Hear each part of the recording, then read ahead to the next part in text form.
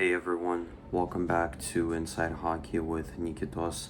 Today we're breaking down Connor McDavid's latest comments on his contract negotiations with the Edmonton Oilers. These comments have the entire hockey world buzzing, and I'm going to dive deep into what's really happening behind the scenes, what the Oilers' moves this offseason tell us, and what McDavid might be thinking as he decides his future. Then I'll give you my full take on this situation and what I think it means for both McDavid and the Oilers going forward. Let's start with the facts. McDavid was asked about his future during Olympic camp and kept things vague, saying, "All options are on the table." That's not groundbreaking on its own, but the fact that McDavid himself finally addressed this is what makes it major news. When the best player in the world speaks, the hockey world pays attention. Despite the headlines, nothing about negotiations has drastically changed. The Oilers almost certainly have a clear idea of what McDavid wants, and if they thought there was a real chance he would leave, we would have seen drastic moves this summer. The expectation remains.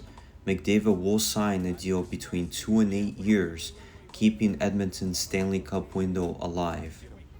Now let's put this into context.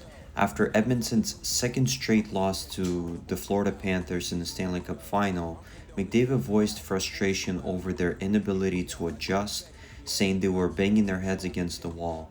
His comments hinted at a need for changes, and the Oilers responded.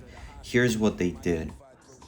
Made significant coaching staff changes, bringing in Paul McFarland and Peter Aubrey while moving Paul Coffey into an advisory role.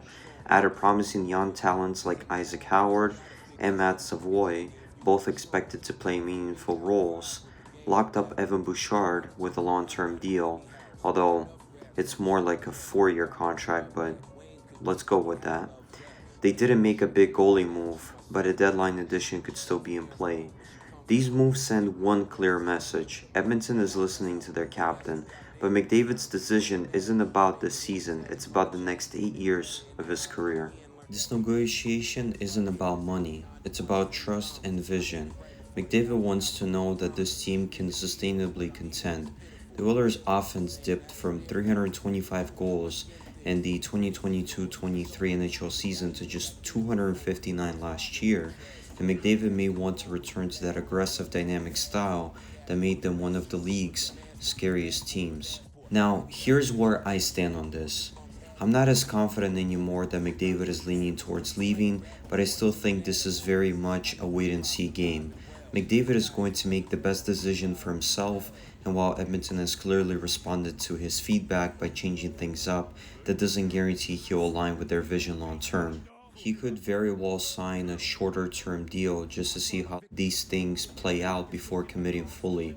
Remember, McDavid isn't just thinking about the next 2 or 3 years, he's thinking about the next 8. Connor McDavid is eligible to hit free agency on July 1st, 2026, but most insiders expect that won't happen, especially after Jim Matheson suggested a 3 to 4 year extension could be finalized by training camp this fall. Elliot Friedman emphasized that waiting into the season could become a major distraction for the team, which nobody wants. Between those timelines, the likely window for a deal is now through September before the pressure mounts. Right now, I'm optimistic he signs something, but the length will tell us everything. A 2 to 4 year deal signals he's still evaluating. An 8-year deal, meanwhile, that's a message that he wants to stay an Oiler for life. For now, it's all about what Edmonton does this season to prove they're built to win. So what do you guys think? Is McDavid just applying pressure, or do you see him committing long-term to Edmonton? Drop your thoughts in the comments down below, and don't forget to hit the like button, subscribe to the channel, and hit that notification bell for more hockey breakdowns. Thank you so much for watching, and I'll see you in the next time on Inside Hockey with Nikitos.